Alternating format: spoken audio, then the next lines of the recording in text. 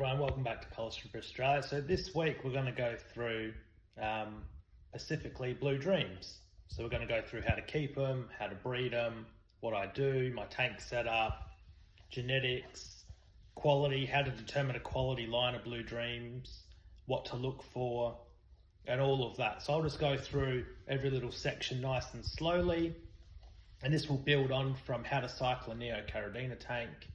Blue Dreams are very popular in the Australian hobby, but there's a lot of Blue Dreams that are being sold as Blue Dreams that are not. So this video will show a bit of awareness on that.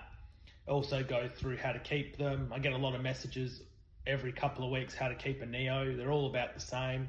So if I do one on Blue Dreams, which is the most popular, then hopefully that will make it a lot easier to adapt to different species, or not species, but different types of Neocaridina.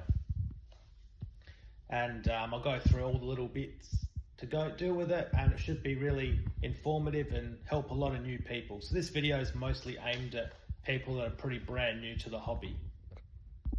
Alright, so this is one of my colonies of Blue Dreams. You can see that it's had a lot of babies recently, because look at all the little shrimplets running around. Nice green walls. And they all have really nice blue leg colour, but I'll do a close-up video later on.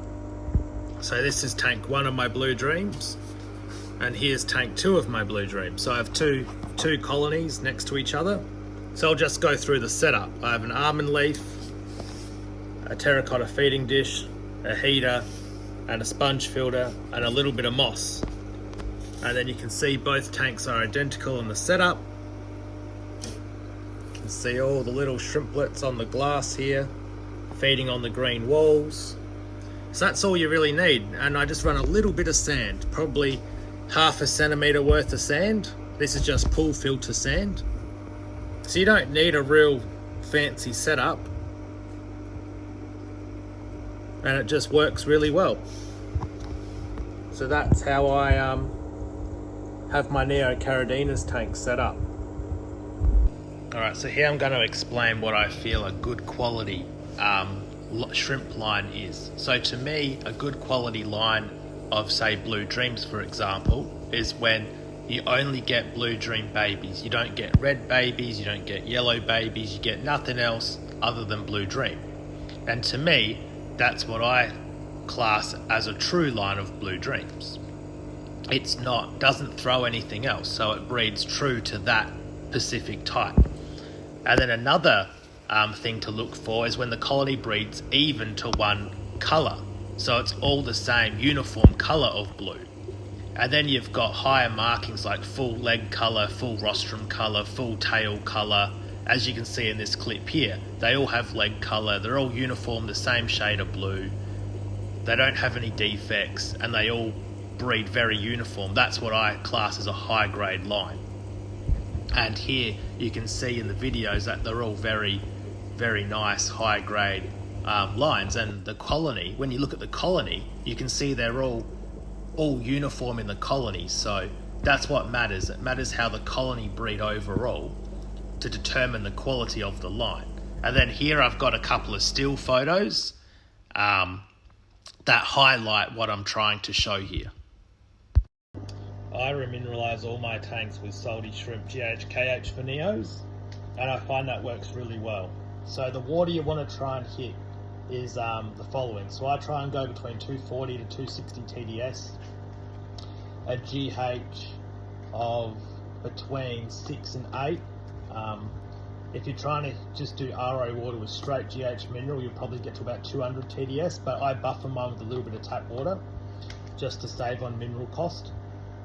And then you'll do a pH of 7.5, temperature 24, and if you hit all those numbers, you should be really good. Neos are pretty forgiving, so as long as you keep it stable, the exact numbers don't really matter. And you'll have a KH of about 2 to 4 depending how much mineral you add. But I find stability is better than hitting exact numbers. So if your Neos are happy at 200, keep it at 200. Don't just keep bumping it up or bumping it down. Stability means a lot more than exact numbers. So as long as you hit roughly though around that, like I think the most important thing is the GH. So don't creep your GH above 8. Then I find you start running into problems. But if you're mixing your water and using straight RO, you'll probably hit a TDS of about 200, and that will be about a GH of 7 to 8. Whereas for me, I add about 10-15% tap water and the rest RO, just because it mixes easier for me. But that's sort of the water that I run, works really well. But again, don't stress on the exact numbers, just keep stability in mind, because that's the most important thing. So when doing a water change, this is my method of doing it for Neos, and same applies for my bee shrimp and tiger shrimp. So I will do evaporation top up first. So I will look where my watermark is on my tank. I will then get straight RO water, and over about an hour, I'll fill it up. I'll let it go back to the water line with straight RO. And that's usually, I usually in a week lose about 60 mils of RO water, and I just drip it in very slowly. You don't have to go as slow as I do, but that's just what works for me. Then I'll test my tank for TDS, GH and KH.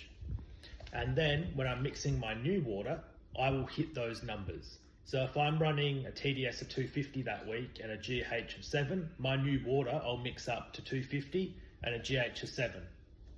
And then I will replace the water back in the tank. So that's what I advise you to do. So if whatever your tank's running at, I would then do the evaporation top up first to make sure the water levels at the designated mark of your tank height.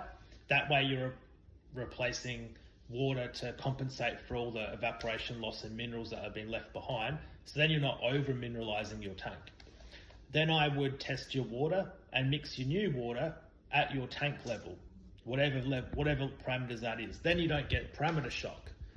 Then I drip the water in over a couple hours, and that's your water change done. And it's pretty straightforward. If you just follow those simple little tricks and tips there, you should be really good. So this is a post I made a few years ago. But this just highlights all the different blue shrimp in the hobby and Neos, mostly, that where the genetics come from. So they're all different. That's what I'm trying to point out. And then here, this chart's quite old, but I like it because it splits the colours really easily for people to visualise. And you can see that Blue Dream is coming down on that far right-hand side. So the food I feed's my CSA food, my CSA powder. Not everyone feeds it, obviously, but that's what I feed all my shrimp twice a day, morning and night. And I find it works really well. So it's a nice fine grain food and has all the things shrimp needs. It has different vegetables, leaves, has 16 different types of leaves in it, which is really comprehensive, some seaweed and a heap of other ingredients. And there's no fish meal based, it's all insect protein based.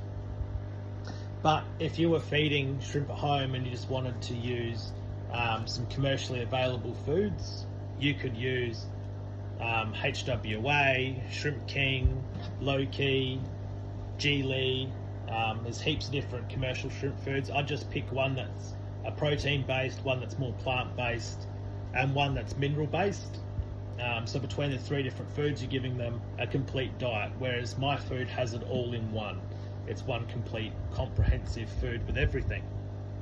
So to achieve the green walls and have heaps of baby shrimplet survival, which is very important,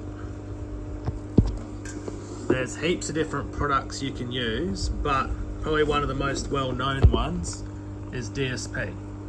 So DSP gives really good nutrient balance to the water, helps those green walls really thrive, and as you can see, there's heaps of babies between both of these tanks, and they're all grazing.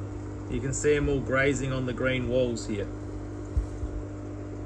So green walls really do matter, and adding DSP goes a long way to that. This has just been a quick little video going through my Blue Dreams and pointing out quality lines, genetics, and then feeding, water changes, minerals, and all of that.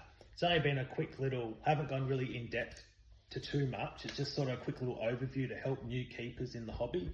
So this isn't an advanced guide with all the different things to add and different food balances and then temperature cycling and trying to maximize breeding and line breeding and all of that. This was just a quick little video I've put together just to help put the basics into place, just to help brand new shrimp keepers with their first tank, and just the basic things you need to do to have a really good success with this. And then shows you what to look for in a good line as well. Hopefully this helps a lot of new people in the hobby, and I'll catch you guys in the next video, and give it a thumbs up if you like the video, and I appreciate it. Till next time.